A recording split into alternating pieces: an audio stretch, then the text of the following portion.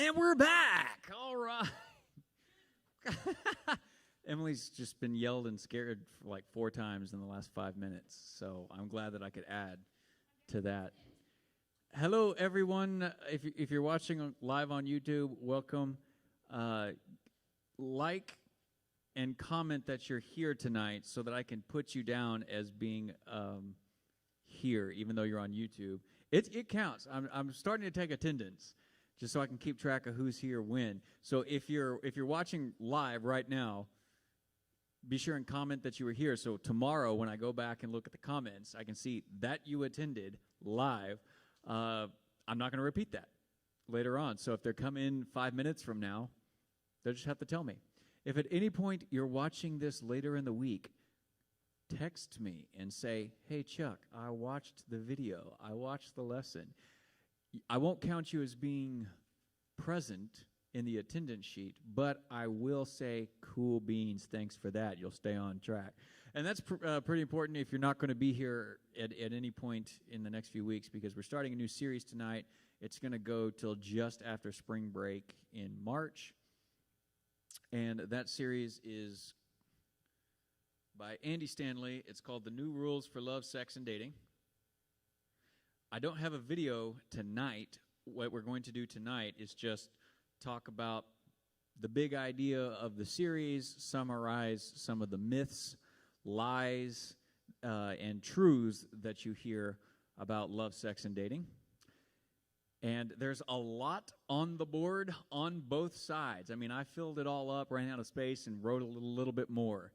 So when you pull your phones out and you want to take pictures of it, you may have to just kind of come up and get close to some parts because the writing gets smaller on the back side the further down you get. Feel free to do that. You're not going to interrupt me whatsoever. There's no videos tonight, but I want to give you warnings for the videos coming up. One, in the past, the stuff that we've done, there's been student testimonies and a little bit of a lesson behind them, and they've averaged about 5 to 6 minutes apiece. With these, there is no student testimony. It is straight sermon video clips that we're going to be watching, and they're going to go 10 to 12 minutes each and every time. So they will be longer. I don't know how they're going to appear on the screen in the future, because we're going to run these off of a DVD probably instead of screen grabbing it.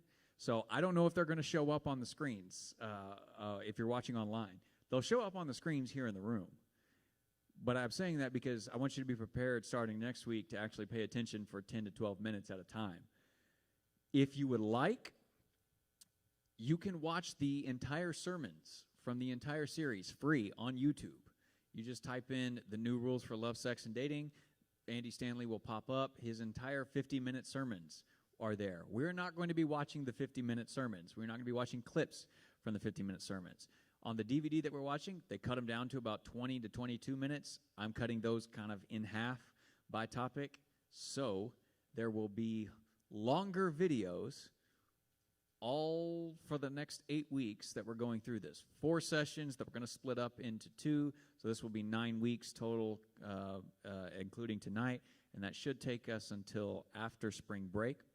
And then after spring break, what we're going to do with, I think we'll have 7 Wednesday nights remaining, is we're going to take everything that we're learning here, which admittedly will be a little less focused on the scripture from week to week, especially if you're watching Andy's videos. He will not go into scripture all that much from the clips that they edited.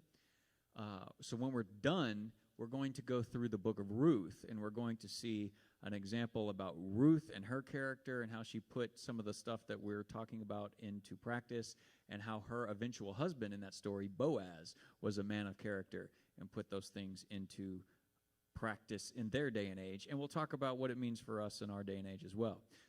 I tell you that because the book of Ruth is only 4 chapters long. If you're looking for a book of the Bible to read, go read the book of Ruth over the next 7 weeks or so. And come with questions about that. As we're going through this, if you just sat down and read the 4 chapters of the book of Ruth once a week by the time we actually get to the book of Ruth, you'll not only be very familiar with it, you'll probably have some good, keen insights into some of the stuff that we're talking about each week and how Ruth fulfills that as a woman, how Boaz fulfills those things as a man. So that is where we're going this spring. Any questions on that? Okay. Dinner and worship, all that stuff will be back next week. So feel free to eat your snacks and your drinks and everything as we go through the lesson tonight. There's a bit to cover, so I'm going to go ahead and get started. Just make sure all your trash ends up in the trash can over there. Help me remember when Cade comes back to have him close those doors.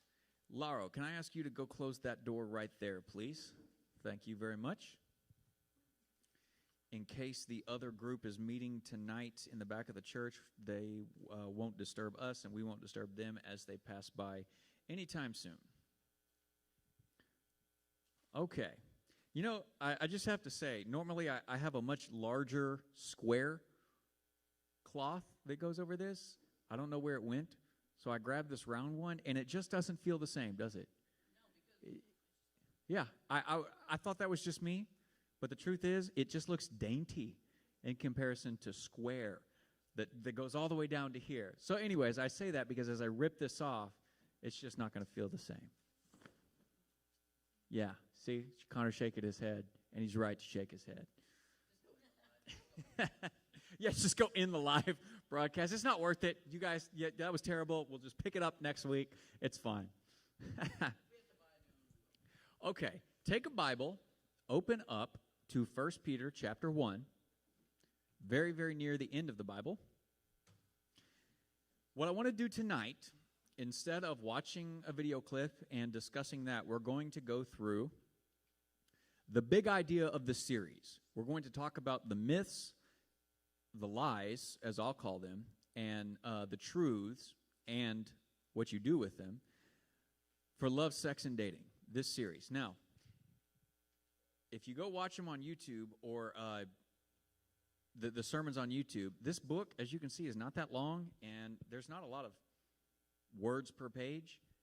You can read this really quickly. It's a very good read. If you also like Audible books, it's on Audible. Very worthwhile. It's only like 7 hours long on Audible. I mean, you listen to it while you're doing your chores, you're going to be done in like 2 days. And it's all the same content. It's all the same information.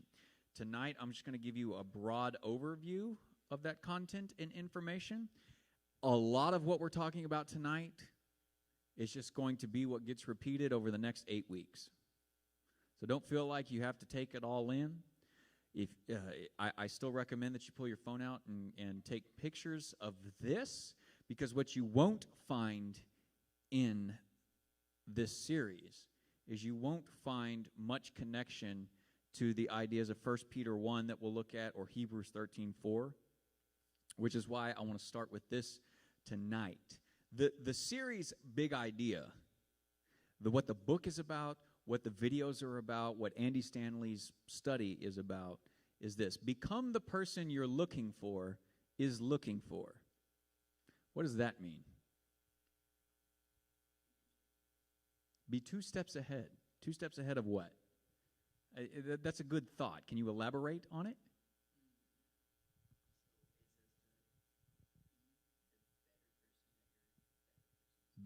Be the better person that your better person is looking for. Be 2 steps ahead. It's good ideas. They really are. Yeah, go ahead. If your phone's up there, you can grab that. Any idea? Become the person you're looking for is looking for. So, you're all young, hip, cool teenagers. Eventually, if you're not already, you're going to start dating. These studies, and hopefully you're dating with the intention of marrying at some, not the person you're necessarily dating, but you date with the intention of getting married. Okay? Now, marriage itself is not the goal. To be in a healthy, godly marriage is the goal. Big difference. Anybody can get married. Anybody can stand up in front of people at a wedding, say, I do, and yet do nothing. What I want to teach you over the next 8 weeks is what I wish somebody had taught me when I was your age. The goal is to develop your character so that by the time, Kate, if you go ahead and close those double doors for me before you sit down. Thank you, sir. The goal is to develop your character now, to begin developing your character now and your relational skills now, so that by the time you're ready to both date and having dated, decided who you're going to marry, that you have found a person worthy, because you are a worthy person, that you are a person who can actually be married the right way, be in a relationship the right way, date the right way, be married the right way, because there is a lot of wrong ways. Most people, because they're, let's say, very relaxed about it, kind of go with the flow, never intentionally try to develop their character. And because they don't develop their character, they don't develop their relational skills. Which means by the time that they're in a relationship or in a marriage or possibly married and with children, they have no idea how to handle life. They don't know how to handle conflict. They don't know how to deal with their own problems, and they will become your spouse's problems. You don't know how to actually deal with all manner of issues in your life, and as a result, it's putting unnecessary, undesirable tension in your marriage, and you don't know what to do about it. But if you start now to become the person you're looking for is looking for, you turn it around and you say, instead of actually worrying so much at this point about the person I want to end up with, I'm going to turn it around and say, all I'm worried about is being the type of person worth ending up with someone. Scripturally, it means this. Look at 1 Peter chapter 1, verses 13 through 16. Therefore, with minds that are alert and fully sober, set your hope on the grace to be brought to you when Jesus the Messiah is revealed at his coming. As obedient children, do not conform to the evil desires you had when you lived in ignorance. But just as he who called you is holy, so be holy in all you do. For it is written, be holy, because I am holy. In 1 Peter 1, Peter is quoting from Leviticus 19:2, which is God saying, this is my character. I am holy, and I expect you as my people to have and develop that same holy character. So the natural question becomes, what does it mean to be holy? Answers? What does it mean to be holy?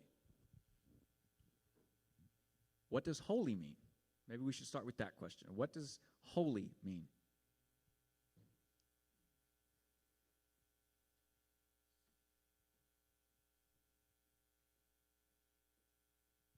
Good, good. I'm glad that we start here. Okay, good. I want to hear what those thoughts are, as long as they're on topic. Yes, as long as they're about holy. Holy as okay, exalted. The fact of the matter is, you could probably all say something that relates to holiness. Exalted, God is exalted because God is holy. Holy is just a term that means set apart.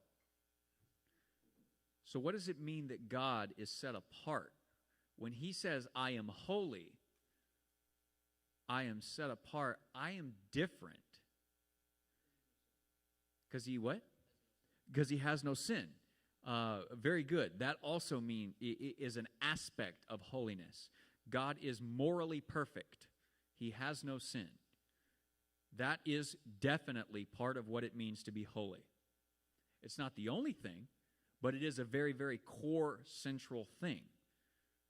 Because he's saying this originally in Leviticus 19 when he's telling Israel, whom he's brought out of Egypt, and he says, here's what I expect of you as my people. And he says, eat these foods and not these foods. Celebrate these days, but not all these other days. Worship me alone, but do not worship any other god. Jesse? Sacred.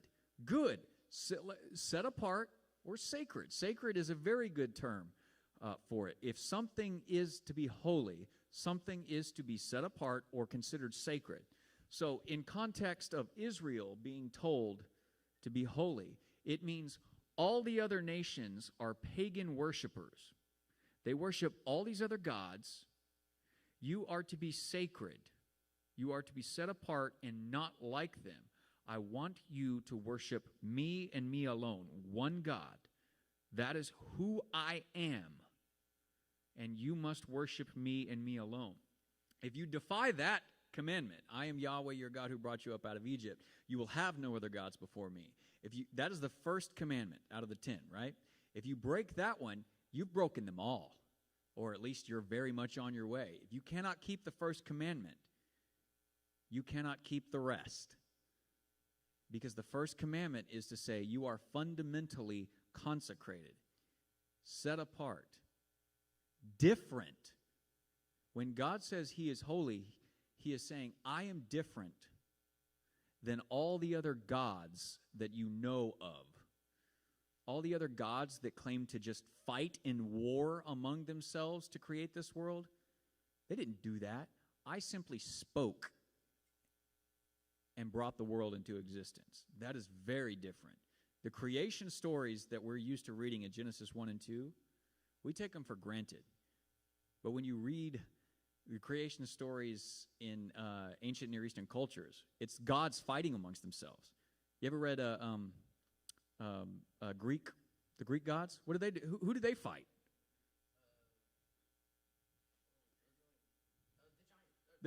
The Titans, right. They fought the Titans and won the war against the Titans. And then they won the right to shape the world the way they wanted because they fought the Titans.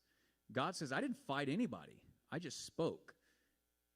And the world obeyed me because I am something completely different than all the other gods that you know. So when God says, be holy because I am holy, he says, I expect something of my people. I expect them to reflect my character because they are mine. And so Peter is taking this verse and this principle and telling Christians and believers in his day, just as he who called you is holy, be holy in all that you do. Our entire lives should be different and unique from the world around us because our God is different and unique than anyone else in existence. So when you take that idea and you put it in context of saying your friendships, your dating relationships, and your marriage should look different to the world around you because you are recognizing a different God as your master, your king, your creator, your Lord. I mean, pick your term. If you really and truly recognize God, that God is fundamentally holy, you will do different things in your life to show that character of God. What we're going to talk about over the next 8 weeks is having different types of relationships, dating and ultimately in marriage, that represent God's character, developing in ourselves God's divine character, his love, his righteousness, his integrity, his faithfulness, as qualities that you start building now, so that by the time you're my age, you are in a healthy place in all your relationships. And let me say this last thing. Marriage is holy to God. That means marriage, out of all the other relationships that you can have, marriage is set apart, consecrated, unique, different than all the other relationships that you can have. We'll talk more about that as we go. Any questions on that thus far? Does anybody not understand what it means that God is holy? The last thing that I'm going to say on that is just when you're reading the Bible, a lot of people tend to focus on attributes of God that they think is God's most important attribute. So some people will say God's love is God's most defining and important attribute. The scriptures say God is love. A lot of people will say God's sovereignty is God's most important attribute, meaning, well, I think they define it wrong. It means that his divine right to choose is his most important attribute. That's not really how the Old Testament looks at it. The Old Testament describes sovereignty not as a theological term that describes what God can and can't do, but as a political term that describes God's divine right to rule over land. Different thing. But some people will say that God's sovereignty is God's most defining, important attribute. But in Hebrew, they don't really have adjectives. What are adjectives?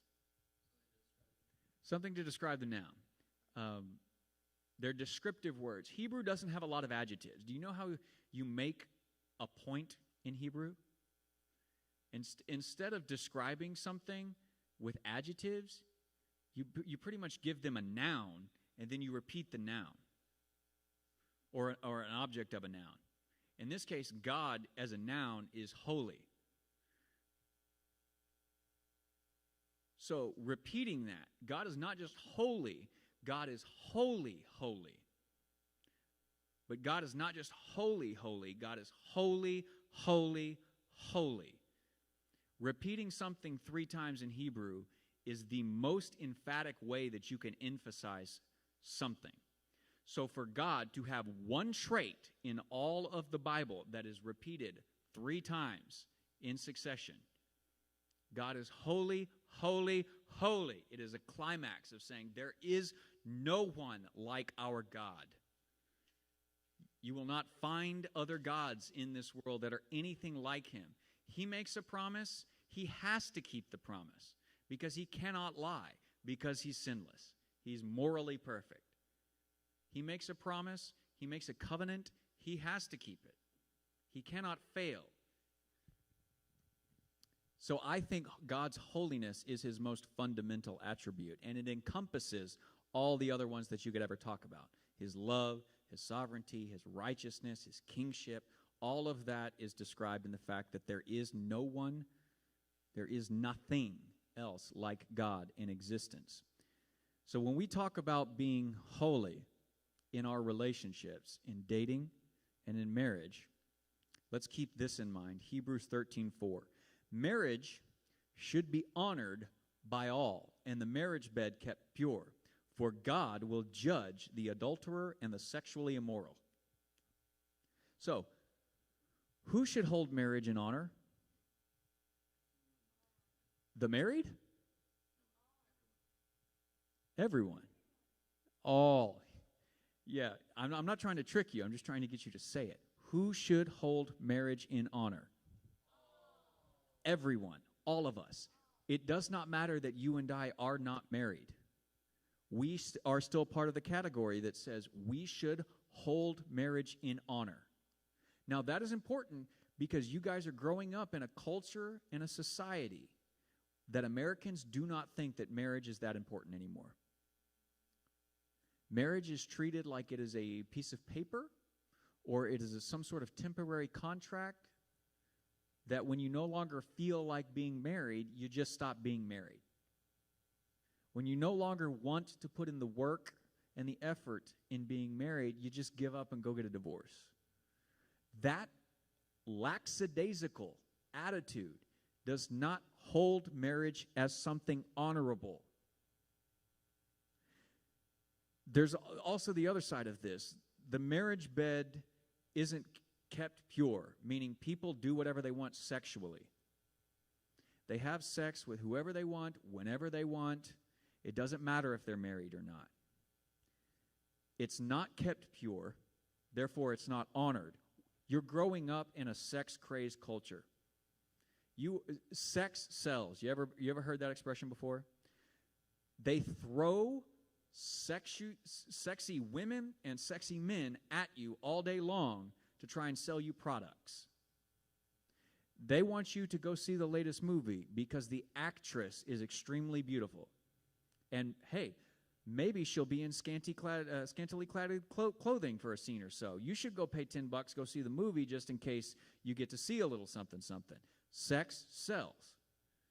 Our culture and our society does not consider sexuality in general, marriage specifically, as something sacred, consecrated, unique, holy, precious, and fragile. They do not consider it holy because they do not have any regard for God. So if you have regard for God, whether or not you are married, marriage should be valuable to you. And it should look as if sexuality is important to you. And there's a lot of different forms that could take. We'll talk about those as we go. And he goes on and says, for God will judge the adulterer and the sexually immoral. So the judgment aspect for two different classes of people, the adulterer, which is somebody who is married but cheats on their spouse with somebody they're not married to, or the sexually immoral is more of a person who it probably isn't married but treats sex as something that they just go out and get whenever they want with whoever they want, and could take on a lot of different perversions that God never intended sex to be, causing sex to be something sacred, and now it's just unholy, defiled. If you're going to keep it pure, what's the opposite of purity? Impurity, defilement, uncleanliness. You cannot have those things. When you read the law that God is quoting in Leviticus 19, when he says, I'm holy, one thing that you cannot have around a holy God is sin and impurity, uncleanliness, defilement. People who tried to walk into the presence of God when they were unclean dropped dead. This is in Leviticus 19. The first day that the tabernacle is erected, and the high priest, Aaron, Moses' brother, Aaron brings his 4 sons to be priests with him at the tabernacle. 2 of those sons, they offer what's called strange fire in Leviticus chapter 10. So God sends fire out from the tabernacle to consume and kill Aaron's 2 oldest sons, because they dared try to approach God and offer to God something that was unclean, something that was defiled, profane. They didn't keep pure what they were supposed to keep pure, so God judged them. It wasn't a judgment based on any sexual sin or anything, but the same basic truth applies. Holy God cannot stand sin. Holy God must judge sin. Now, he can judge it, and judgment can lead to forgiveness, as is the case in Jesus Christ. He judged sin at Jesus so that those who go to Jesus for forgiveness could be forgiven. Our price is paid. Our sin is paid for. Our sin is judged. Holy God dealt with our sins that way. But that is not an excuse to stop honoring marriage and stop being holy. We must live lives and develop character that leads to purity. More on that as we go. Any questions thus far? Okay, so what we're going to do with the rest of our time, we got 30 minutes left, is we're going to go through myths. Myth is up here because that's what Andy's word is going to be on the lessons. He referred to them as myths. I'm just going to call them lies. Myths and lies about love, sex, and dating. Myth, good term, but it strikes me as almost trying to be non-confrontational. I want you to confront the lies that you've heard. Some of you are, even without realizing it, believers in some of these things. And I want you to start thinking through, oh, I believe that, or I act like that. So I act like that because I didn't even realize I did believe that lie. So I want to let go of the myth. I want to call out the lie, and I want to start believing in God's truth and changing the direction that I'm walking. Myth number one, lie number one. I wrote the myth in green, the truth in blue, and the meaning of what we're going to have to do with it in red. So you'll see green, blue, and red all on the next page. Lie number one, myth number one. If I find the right person, everything will fall into place. Or just to reword it, I'll know the right person when they come along because everything that they do will be perfect in every way. What's wrong with that? Everything. Well, I heard Jesse, no human is perfect. As it turns out, the only perfect human never got married.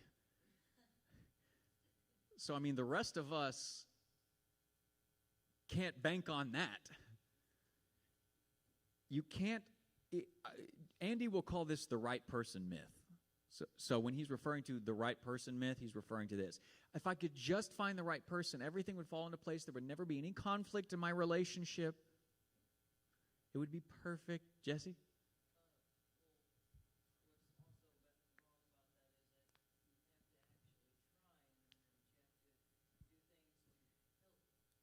Okay, so for those of you listening online, Jesse's right. He says the problem with that is that you actually have to try in a marriage. You actually have to resolve conflict. You actually have to give effort and time into developing your marriage. You're absolutely right. But here's the thing. If you believe this lie, and a lot of these lies are kind of similar, so you'll hear me say this again. If you believe this lie, you won't work on your character. If you believe that just finding the right person is the goal, which I wrote over here, then you can't believe that the goal is to be holy. Holiness requires effort, time, and attention to developing your character so that it intentionally reflects God. But if you're just waiting around hoping to stumble into a hallmark moment, then you're waiting around for something that's never going to come along in the real world. That's the danger. Look, Hallmark movies, romantic movies, comedies and stuff, they're nice, but they're lies. They make you feel like, love is out there and they give you hope, right? And that's okay, but you can't buy into the idea that one day you're just going to bump into the perfect person. One day you're going to meet the person that you're going to marry. But if you're not already working on your character, then you're going to end up getting into a relationship that you're not ready for. Then you're going to end up getting married when you're not actually ready to be married. And then you're going to just have marriage problems. Because you weren't ready. Because you were never working on anything. So, the truth is there is no such thing as a perfect match. Soulmates are an idea that the Greek philosopher Plato came up with. He had this idea that people used to exist as these creatures in a faraway heavenly dimension, and that those souls were ripped into and born into the world, and that the goal was somehow to find the other person that makes up your other half, unite with them, and then go back to the spiritual realm. That you will find nothing like that in Scripture. But the idea of soulmates that they sell you in these movies is ridiculous. They don't exist in the Bible. So, what this means is you must work hard to develop your character. And I summarize it like this. Healthy character is holy character. Which just brings us right back up to this. You must learn holiness.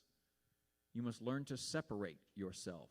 Your attitude, your mind, your thinking, it must all look and feel very different from the people sitting next to you in your classrooms. because God is very different, and they're not connecting with God. But if you are, it looks very, very different. Myth number 2. Let me flip the board over.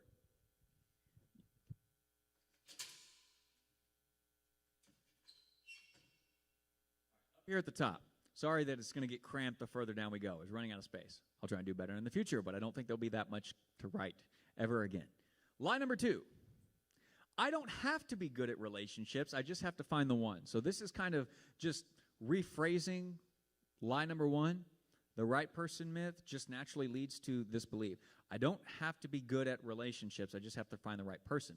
Because here's what ends up happening. If you think that the right person is going to come along and is never going to frustrate you or make you upset, you never have to develop patience.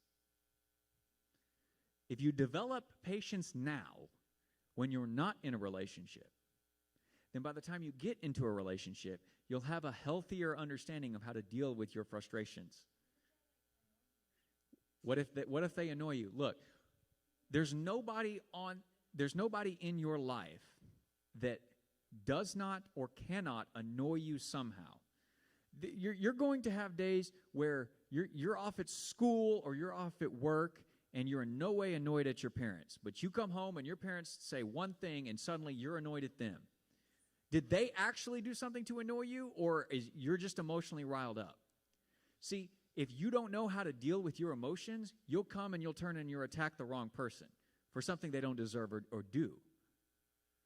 But if you're good and practiced and holy at developing the skill to say, man, I'm really frustrated. I need to know why, so that this person who's not going to intentionally frustrate me, I don't snap at them. Because all of a sudden you snap at them, and they're going to snap back because they weren't expecting it. All of a sudden they're in a fight or flight mode, and they're going to fight back. You need to be good at recognizing that you're going to have to learn to develop qualities in yourself, qualities like patience, to be able to deal with those days that are going to come. They're going to get frustrated. Somebody's going to frustrate you. If you don't know how to handle it, your relationship will corrode and die. Connor?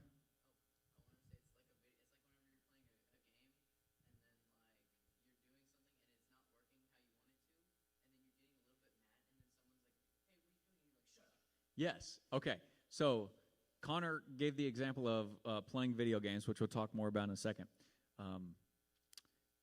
When you're playing a video game, you can't beat the level.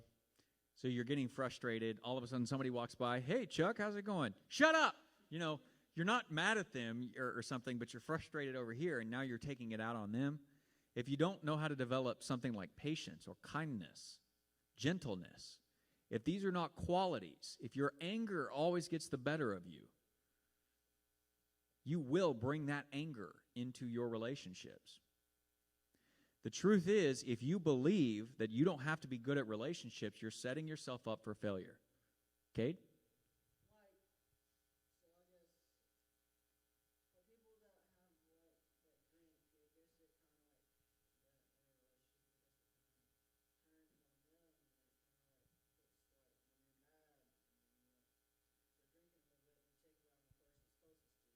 Yes. Okay. So as you're mentioning alcohol is let me think of the right term. Alcohol is a depressant, and as you might have guessed, that's related to the term depression. It brings you down and lowers your inhibitions which doesn't always necessarily mean it makes you sad, but it takes away your control. It depresses your ability to do what Peter says up here. Minds that are alert and fully sober. This is why I quoted the whole thing. Minds that are alert and fully sober. Do you know why I spend so much time trying to get you to read? Why I try to impress upon you the need to be in your Bible in particular, but just in general, you need to be a reader. Your minds are a muscle. If you do not work them out, they will grow weak and incapable. You cannot have minds that are alert and fully sober any more than you can bench press 500 pounds if you have never learned to bench press 150 pounds.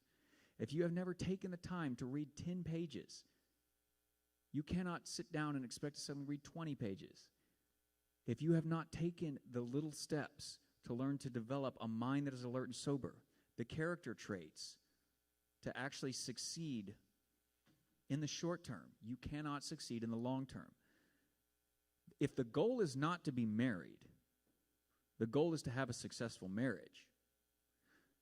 The goal is that either you or your spouse dies and you were faithful to them to the very end, whatever ending comes. That is a very different picture than saying, I just want to be up there and I want to have a wedding. I want to be recognized as a bride. Guys, you're probably more concerned with your wedding night. I just want to have my wedding night or something. That's not the goal.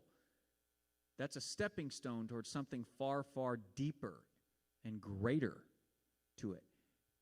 And if you believe that you don't have to be good at relationships, you'll never even begin developing the character it's going to take to succeed 50 years from now.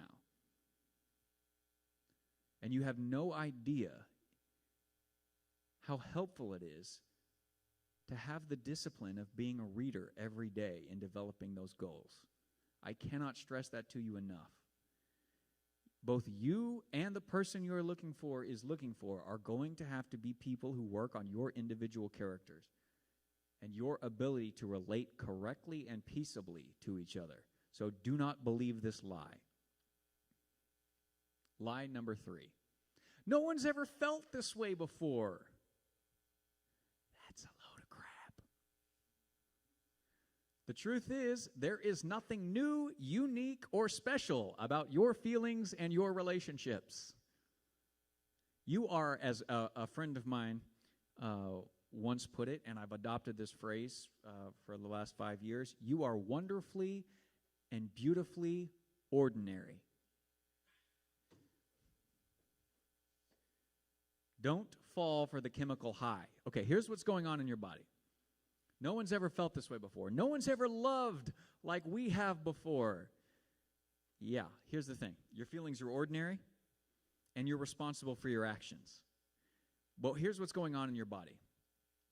Chemistry. Andy will talk more about this. We won't hit on this very strong. Chemistry is happening in your body, meaning your body is putting out certain chemicals to make you feel like you're loved and connected to another person. There's short-term chemicals like dopamine. When you reach a goal, your body releases dopamine to chemically reward you for achieving that goal. Let's say your goal is you want to look pretty so that boy will ask you out, and that boy asks you out. Your body will reward you with dopamine in the short term. Then you start going on dates with him. And every time he holds your hand or every time he looks in your eyes or something, your body starts releasing something called oxytocin. There's much more to the drug oxytocin, but it will start releasing in your body and make you feel connected to people through stuff like hugs, through stuff like holding hands, and it's meant to bond you together. In sex, your body releases large amounts of oxytocin. And so you start feeling really connected to people because you're having sex. But the fact of the matter is, you're actually deceiving yourself. Your mind is wiring itself to feel connection, but it's not doing it with God's holy intentions behind it. So even though it feels like love and it feels passionate and good, the fact of the matter is you're actually doing damage to yourself and to the other person and to your relationship. Your body will reward you for certain things. I love this lie, and I love mentioning the chemicals because it crushes so many people's perception of what love is. You know what it's like? It's like Star Wars Episode 1. Okay, Episode 1 came out 22 years after the very first Star Wars. So, the very first Star Wars, 1977, May of 1977, we hear about something called the Force. May the Force be with you. Very good, Emily. And the Force is this mysterious energy field made up of all living creatures. 22 years later, in episode 1, we hear about these things called midichlorians. Well, midichlorians, well, those are microscopic bacteria that live in your blood that connect you to the Force. And all of a sudden, there's a biological reason for why the Force actually works and functions with living creatures, and everybody hated it. That's what I'm trying to get at here. Your love is nothing special. Your feelings are very unique, or are in no way unique. They're not unique. They're not special. You're having the same chemical reactions anybody is when they're in the early parts of relationships. If you let that run away with you, when you get to the deeper, more lasting parts of the relationship, you can already be in trouble. Don't fall for the chemical high. Obey God, not deceptive feelings. Learn to control your feelings. That is part of being holy. We don't follow our feelings. We don't trust our feelings. We follow God and we obey His word. Lie number 4.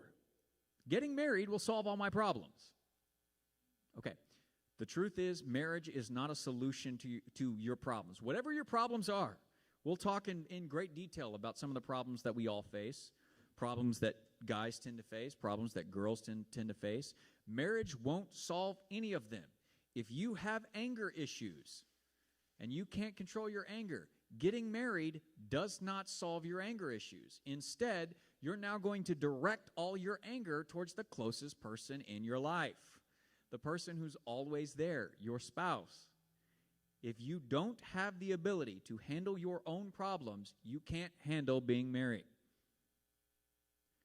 So, it's very, very important to become the person you're looking for, is looking for. Worry about your own character. Develop and break your bad habits. Lie number 5. I can date any way I want without it affecting my future marriage. No, that is a lie. The truth is, how you handle relationships today determined how you will be in tomorrow's relationships. If you are flippant, if you think you just come and go with boyfriends, girlfriends every other week, every month, you're not suddenly going to be happy with one person. If you treat sex like it's just something you have after 6 months in a relationship or whatever, you're not going to be able to stay in it for the long term. You can't treat love, sex, and dating like it's common when it's holy. So you cannot date. You cannot date with all this laid-back attitude. You need to have a plan in action for your dates, for being in a relationship. You must learn responsibility now to succeed tomorrow. Being responsible, man, that's what makes you a mature adult. And we'll talk about what doesn't make you a mature adult in a little while.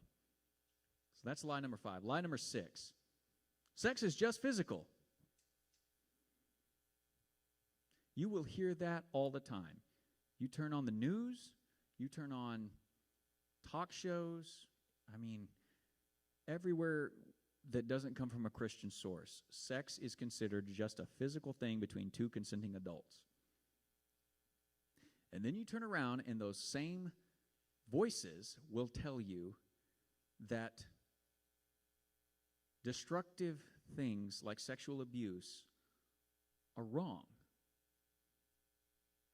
And they're right about that. But you can't treat sex as something that's just physical and then start actually caring about justice when sex is abused. If sex is just physical, then sexual assault is no big deal. The fact that sexual assault is a big deal tells you the truth about sex. Sex involves your entire human makeup. Everything that you are is encoded in your sex. Now, what I mean by that is your sex is male, your sex is female, one or the other. There is no in between. You cannot bend those lines, you cannot cross those lines. You just can't. Okay? It is encoded into your deoxyribonucleic acid, or DNA. Your chromosomes tell DNA, deoxyribonucleic acid, the protein building blocks of the genetic makeup that make you who you are. Okay? Now,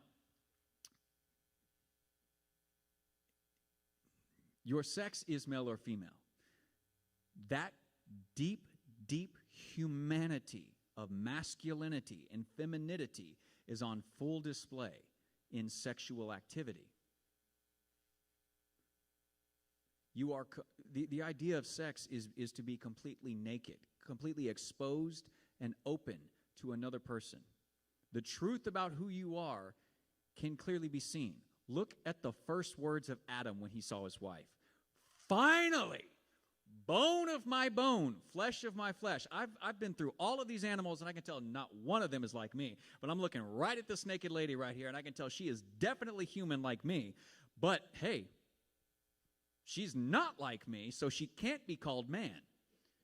Imagine you're Adam, or imagine you're Eve, and you're naked and unashamed. You're on full display, completely open, and there's nothing between you and your spouse. That's the idea of sex. Your entire personhood is at stake in your sex life.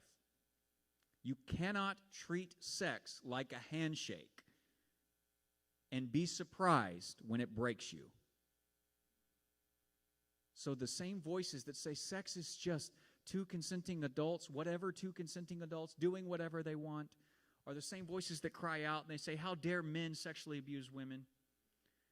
And if we're going to actually stand for justice for the sexually abused, you have to deal with the lies of saying sex is not just something between two consenting adults.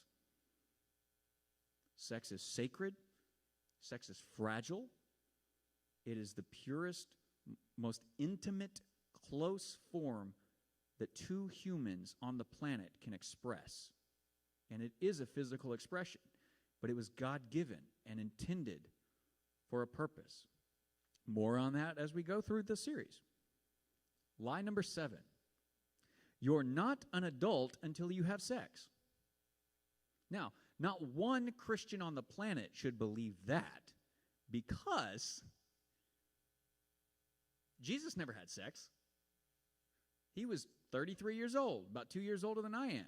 He never had sex. Was he any less a man? Quite the opposite. He was the fullest and purest expression of what it meant to be human, of what it meant to be holy. The truth is, here's a myth that's not up here. People will act like they'll die if they don't get sex. If I don't get sex, I don't know what I'm going to do. You'll be fine. Your body will detox for a little while for the chemical high that you gave it for your sexual attractions, and then you'll live on. Nobody ever died from not having sex. Lots of people have died from their sex lives because they abused sex and they contracted STDs. All sorts of people died from having sex, but nobody ever died from not having sex. In the same way, do not think that going out and getting laid makes you a man. Because men have been doing that since the dawn of time, and it is the most childish, boyish attitude that you could ever have. The best, purest, most manly person that ever walked this earth never once not only touched a woman inappropriately, but never even looked at a woman inappropriately. Regardless of your age, if you want to be a mature man or a mature woman, you've got to realize it has nothing to do with being sexually active. So if you're expecting that it's a milestone to say, "Oh man, I'm already 18 and I'm not even a man," you're not going to become one because of that. So let go of that lie. And if you ever hear anybody tell you, you're not a man or you're not a woman because you're not having sex, just respond with the truth. Look, I can go out and get sex anytime I want. Sex, our culture is just crazy about sex. Everybody's doing it. The fact of the matter is, if I wanted to be like you sexually active people, I could go do it any day of the week. But you sexually active people can never be like me. You can never be pure enough to offer your spouse a gift of seclusion and exclusivity because you treated it like it was a handshake. You went out there and you did it on the first date. You did it on the second, the third date. Rather than actually fueling the passion by exclusivity, you treated it like you just gave it away to anybody. That doesn't make you a man. It doesn't make you a woman. Lie number 8. This is the last one I've got on the board, and we'll skip the other ones for tonight. Lie number 8. Sexuality is a matter of preference. This is also a big one that you're hearing growing up. Historically, this has not been much of an argument ever made in human society. But here's the thing. The truth is, all human activity has predictable outcomes. This includes sexual activity. What this means is that sexuality is not a matter of preference, but God's will expressed in cause and effect. This universe functions in cause and effect. Galatians 6, 7 through 9, which I've quoted it up here, or written that up here, but let me read it to you. Do not be deceived, the Apostle Paul says. God cannot be mocked. A man reaps what he sows. Whatever your actions are, there will be a consequence to those actions, good or bad. You want to plant seeds that are good so that you reap a good harvest. You want to develop holy character so that your marriage flourishes 10 years from now, 15 years from now, 50 years from now, 100 years from now. A man reaps what he sows. Whoever sows to please their flesh, from their flesh will reap destruction. If you treat sex like your sexual preference means everything, you will reap death and destruction down here. Defy God's will sexually, and you will hurt. Fulfill God's will sexually, and you will live. You will come alive. Your future sex life with your spouse will be a fire burning inside the fireplace. And so it'll bring life and warmth to everyone around it.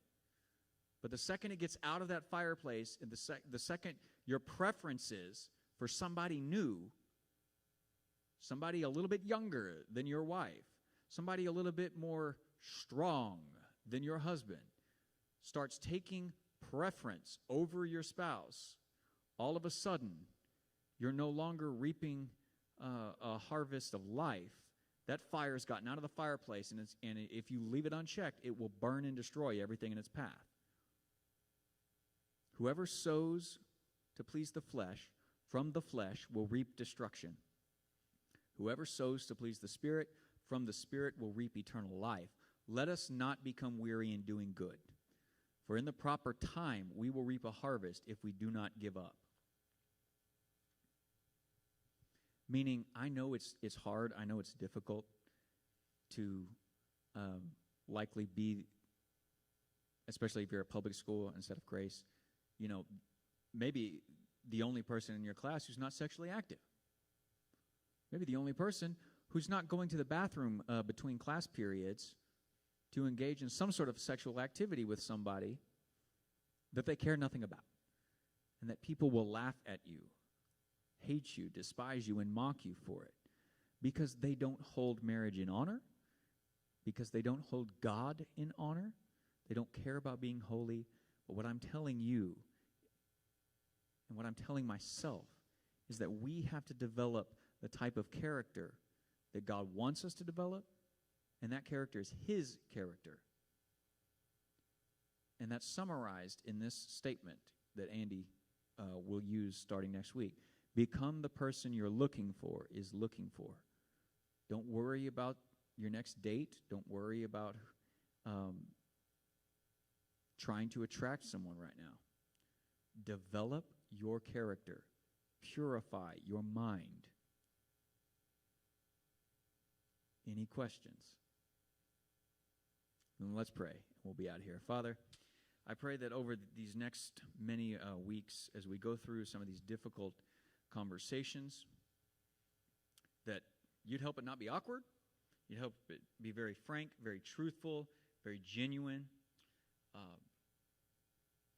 and that the life of Christ would be manifested in us here today so that our future spouses and relationships could reap the benefit at the proper time. You are wonderful. You are mighty. You are more than willing to do this. Teach us from your word each and every Wednesday night. Bring back those who are not here. Remind them that it is time to return so that we can be a group, a family, brothers and sisters who are holy because you, our God and Lord, are holy. Blessed be your name, Lord. Amen. Thank you, everyone. Connor, if you'll go back there and click the... Oh, you know what? It's different than what you saw before, so I'll go ahead and do it. Don't worry about it. Throw your trash away. Thank you guys for being here tonight. Again, dinner next week. We are back on regular Wednesday night meetings. Appreciate y'all. Tip your waitress. We'll see y'all next week. It's me.